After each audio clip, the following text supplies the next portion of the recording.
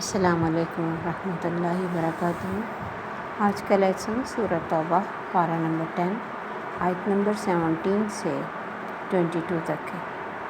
اعوذ باللہ من الشیطان الرجیم، بسم اللہ الرحمن الرحیم۔ رب اشرح لی صدری ویسر لی امری واحلل عقدۃ من لسانی یفقہوا قولی رب زدنی علما اللہم فقہنا فی الدین۔ ما کان للمشرکین، نہیں ہے مشرکوں کے لیے، ان یعمروا کہ وہ آباد کریں، مساجد اللہ، اللہ کی مسجدوں کو، شاہدین علی انفسہم بالکفر، گواہی دیتے ہیں وہ اپنے ہی خلاف یا اپنے نفسوں پر کفر کی۔ اولئک حبطت اعمالہم، یہ لوگ ہیں ضائع ہو گئے ان کے اعمال، وفی النار ہم خالدون، اور آگ میں وہ ہمیشہ رہیں گے۔ انما یعمر مساجد اللہ، بے شک آباد کرنے والے ہیں اللہ کی مسجدوں کو، من آمن باللہ والیوم الآخر، جو ایمان لائے اللہ پر اور آخرت کے دن پر، واقام الصلاۃ وآتى الزکاۃ، اور نماز قائم کرے اور زکوٰۃ ادا کرے، ولم یخش الا اللہ، اور نہ ڈرے مگر اللہ سے، فعسیٰ اولئک، تو امید ہے کہ یہ لوگ، ان یکونوا من المہتدین، ہوں گے ہدایت پانے والوں میں سے۔ اجعلتم سقایۃ الحاج، کیا بنا لیا تم نے حاجیوں کو پانی پلانا، وعمارۃ المسجد الحرام، اور مسجد حرام کی آبادکاری کو، کمن آمن باللہ والیوم الآخر، اس جیسا جو ایمان لایا اللہ پر اور آخرت کے دن پر، وجاہد فی سبیل اللہ، اور اس نے جہاد کیا اللہ کی راہ میں، لا یستوون عند اللہ، نہیں برابر اللہ کے نزدیک، واللہ لا یہدی القوم الظالمین، اور اللہ نہیں ہدایت دیتا ظالم قوم کو۔ الذین آمنوا وہاجروا وجاہدوا فی سبیل اللہ، جو لوگ ایمان لائے انہوں نے ہجرت کی، جہاد کیا اللہ کی راہ میں، باموالہم وانفسہم، اپنے مالوں اور جانوں کے ساتھ، اعظم درجۃ عند اللہ، زیادہ بڑے درجات میں ہیں اللہ کے پاس، واولئک ھم الفائزون، اور یہی لوگ کامیاب ہونے والے ہیں۔ یبشرھم ربھم برحمۃ منہ، خوشخبری دیتا ہے ان کو ان کا رب اپنی رحمت کی، ورضوان، اور اپنی رضامندی کی، وجنات لہم فیہا نعیم مقیم، اور ان کے لیے جنت کی ہمیشہ والی نعمتیں ہیں دائمی، خالدین فیہا، ہمیشہ رہیں گے اس میں ہمیشہ ہمیشہ۔ ان اللہ عندہ اجر عظیم، بے شک اللہ کے پاس اجر ہے بہت بڑا۔ اللہ فرماتے مشرکین کو یہ جائز ہی نہیں، سجدہ ہی نہیں، ان کے لائق ہی نہیں کہ وہ اللہ کی مسجدوں کو آباد کریں، کیونکہ وہ اپنے نفسوں پر خود گواہی دے رہے ہیں کہ وہ کفر کرتے ہیں۔ ان کی حرکتیں بتاتی ہیں کہ وہ کافروں والے اعمال کرتے ہیں، کیونکہ یہ نہ صرف مسجد کو آباد کرتے تھے، اس کا دھیان رکھتے تھے، ساتھ ساتھ انہوں نے مسجدوں میں، بیت اللہ میں 360 بت رکھے تھے۔ جب نبی صلی اللہ علیہ وسلم کے آنے سے پہلے دیواروں پر اپنے بزرگوں اور دیوی دیوتاؤں کی تصویریں بنائی تھیں، اور سیدنا ابراہیم علیہ السلام اور اسماعیل علیہ السلام کے خود ساختہ مجسمے بنا کر ان کے ہاتھوں میں فال کے لیے تیر پکڑائے رکھے تھے۔ نبی صلی اللہ علیہ وسلم نے فتح مکہ کے بعد ان تمام چیزوں سے مکہ کو پاک کیا، حرم کو۔ پھر یہ ننگے طواف کرتے تھے، تالیاں اور سیٹیاں بجاتے تھے اپنی عبادت کے دوران۔ تو ان کی ان حرکتوں سے ان کو کوئی ٹینشن نہیں ہوتی تھی، ان کا خیال تھا کہ ہم اللہ کے گھر کے متولی ہیں، اس کی خدمت کرتے ہیں، حاجیوں کی خدمت کرتے ہیں، تو یہی کافی ہے، اس کے ساتھ ساتھ ہم کچھ بھی کریں ہمیں کوئی فرق نہیں پڑے گا۔ تو اللہ نے فرمایا یہ تو کام ہی مشرکوں کا نہیں ہے کہ وہ اللہ کے گھر کو آباد کریں، کیونکہ اللہ کے گھر کو آباد کرنے والے ایسی حرکتیں نہیں کرتے۔ ان کے تو حبطت اعمالہم، جو اچھے عمل ہیں وہ بھی ضائع ہو گئے، وفی النار ھم خالدون، اور آگ میں وہ ہمیشہ رہیں گے۔ اب بھی بہت سارے لوگ ایسے جو مسجد کا کافی کیئر کرتے ہیں، مسجد بنواتے ہیں، مسجد میں فیسلٹیز مہیا کرتے ہیں، اس میں گرمی اور سردی میں ہیٹنگ اور اے سی کا انتظام کرتے ہیں، اور وہاں کے بچوں کے لیے کوئی ویلفیئر چیزیں کو کھانا، اس طرح کی چیزیں، بہت سارے طریقے ہیں جس میں وہ مسجدوں میں پوری کوشش کرتے ہیں کہ اللہ کے گھر کی خدمت کریں۔ لیکن اگر اس کے ساتھ وہ ایمان والے نہیں ہیں، مطلب ایمان والے ہونے کا مطلب یہ ہے کہ وہ اپنے فرائض پورے نہیں کرتے، نماز روزہ نہیں کرتے اور ان کاموں کو کافی سمجھتے ہیں، تو اور ان میں اور پھر ان کے ذہن میں کیا فرق ہے مشرکین مکہ کے ذہن میں؟ یہی کچھ تو وہ کرتے تھے۔ اللہ فرماتے ان کے اعمال ضائع ہو گئے، تو یہ لوگ جو فرائض چھوڑ کے ایسے اعمال کو کافی سمجھتے ہیں کہ ان کے اعمال ضائع نہیں ہوں گے۔ یہ قرآن اور حدیث سے تو ہمیں پتہ چلتا ہے کہ کون سا کام اہمیت کا حامل ہے۔ بے شک اللہ کی مسجدوں کو آباد کرنا بہت اہمیت کا عمل ہے۔ آپ نے فرمایا جس نے ایک اینٹ بھی مسجد میں لگائی اللہ اس کا جنت میں گھر بنائے گا، لیکن یہ اس کے لیے خوشخبری نہیں ہے جو نماز بھی نہیں پڑھتا۔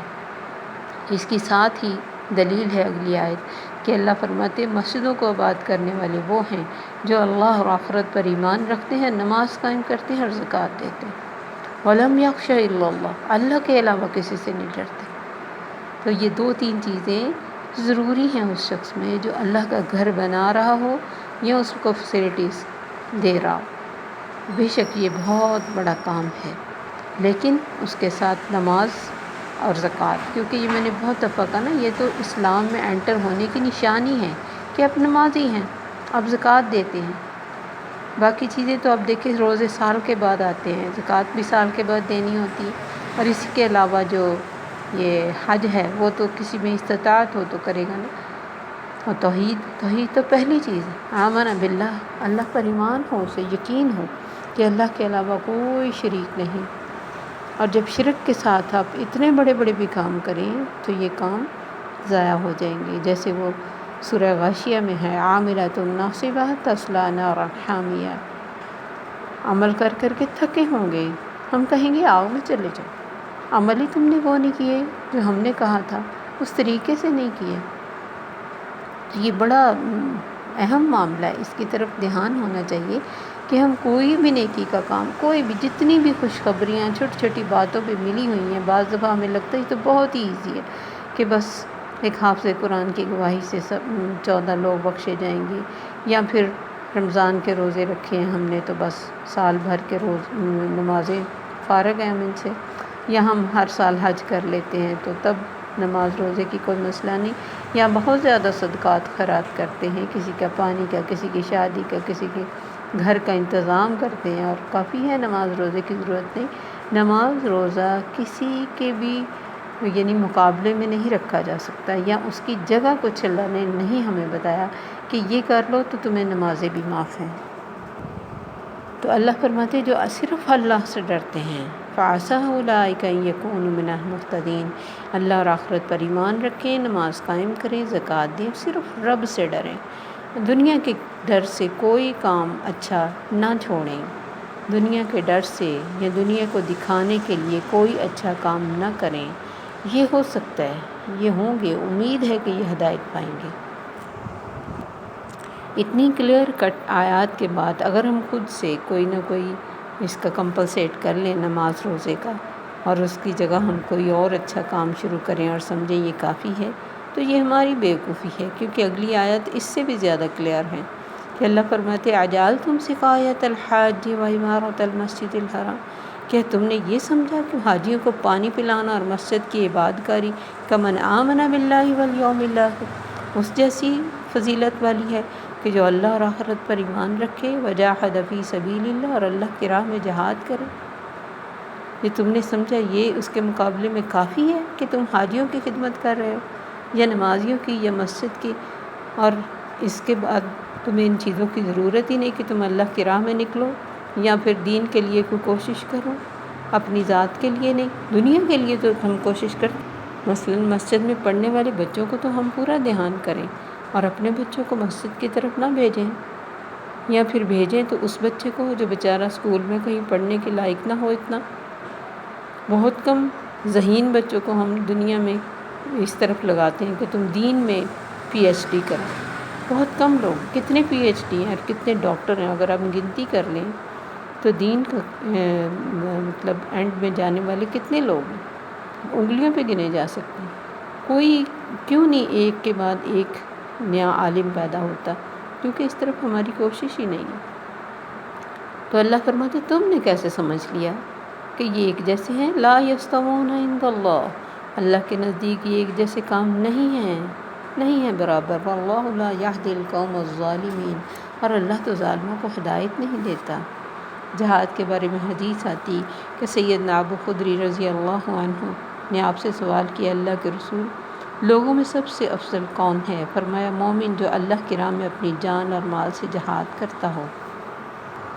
سیدنا نعمان بن بشیر کہتے کہ میں آپ صلی اللہ علیہ وسلم کے ممبر کے پاس بیٹھا تھا، ایک شخص کہنے لگا مجھے کوئی پرواہ نہیں اگر میں اسلام لانے کے بعد کوئی عمل نہ کروں سوائے حاجیوں کو پانی پلانے کے۔ دوسرے نے کہا مجھے بھی کوئی پرواہ نہیں اگر میں اسلام لانے کے بعد کوئی عمل نہ کروں سوائے مسجد حرام کی تعمیر کے۔ تیسرے نے کہا اللہ کی راہ میں جہاد کرنا ان تمام کاموں سے افضل ہے جن کا تم ذکر کر رہے ہو۔ سیدنا عمر رضی اللہ عنہ نے ڈانٹا کہ ممبر کے پاس اپنی آوازیں بلند نہ کرو۔ نعمان کہتے ہیں کہ یہ جمعہ کا دن تھا، پھر سیدنا عمر نے کہا میں کہ جمعہ کی نماز کے بعد نبی صلی اللہ علیہ وسلم کے پاس جاؤں گا اور جس بات میں تم اختلاف کر رہے اس بارے میں سوال کروں گا۔ اس موقع پر پھر اللہ نے یہ آیات اتار دی کہ تم نے کیا سمجھا یہ کام اس کے مقابلے میں کافی ہیں کہ اللہ اور آخرت پر ایمان رکھیں اور پیچھے جیسے فرمایا نماز قائم کریں اور زکوٰۃ دیں؟ نہیں برابر۔ حالانکہ مسجد میں آپ نے فرمایا جن کو تم صبح شام مسجد میں آتے جاتے دیکھو ان کے ایمان کی گواہی دو۔ بہت بڑا کام ہے اللہ کی رضا کے لیے، جس نے مسجد بنائی اللہ ویسا ہی گھر اس کے لیے بہشت میں بنائے گا، بے شک یہ اتنا بڑا کام ہے۔ آپ نے فرمایا اللہ اس نوجوان کو عرش کے سائے میں جگہ دے گا جو جوانی کی امنگ سے اللہ کی عبادت میں رہا، یعنی باوجود اس کے جوان تھا، بڑی خواہشیں تھیں، لیکن اللہ کی عبادت میں زیادہ مشغول رہتا تھا۔ اور وہ شخص جس کا دل مسجد میں لگا رہا، ایک کے بعد دوسرے کا انتظار، اور مسجد میں اونچی آواز سے بولنا ہر چیز منع ہے، لیکن اس کے ساتھ ساتھ یہ ایمان اور فرائض ضروری ہیں۔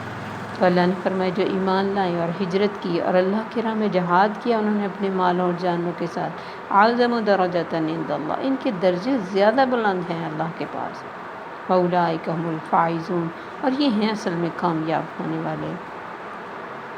سیدنا ابو ہریرہ کہتے کہ ایک آدمی نبی صلی اللہ علیہ وسلم کے پاس ہے اور کہنے لگا مجھے ایسا عمل بتائیے جو جہاد کے ہم پلہ ہو، یعنی اس کا بھی جہاد جتنا ثواب ہو۔ آپ نے فرمایا میں ایسا کوئی عمل نہیں پاتا۔